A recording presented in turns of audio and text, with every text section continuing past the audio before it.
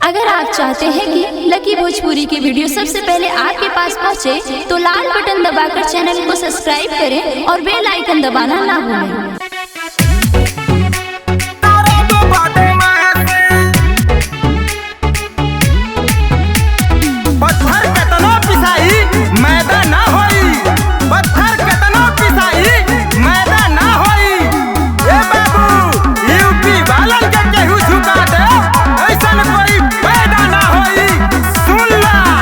बदमाश तो करबू बदमाशी, हई बदमाश तो करबू बदमाशी। चाहे मोके जेलवा में होई जाई फांसी, चाहे मोके जेलवा में होई जाई फांसी।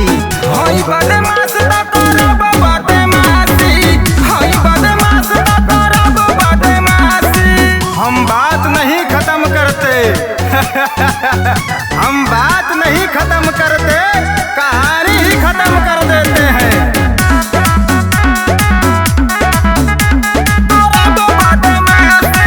हई रंगे बहाजू चलिले सीना तान के, गाँव जवार के रखिले अपन हसन से, गाँव जवार के रखिले अपन से। बाबू हई रंगे बहाजू चलिले सीना तान के, गाँव जवार के रखिले अपन हसन से। हमारा अगे नहीं हाँ केहू के लागी, हमारा अगे नहीं हाँ केहू के लागी। हई बदमाश तो करबू बदमाशी, हई बदमाश तो करबू बदमाशी। सोने के जेवर और हमारे तेवर, सोने के जेवर और हमारे तेवर बहुत महंगे पड़ते हैं बाबू।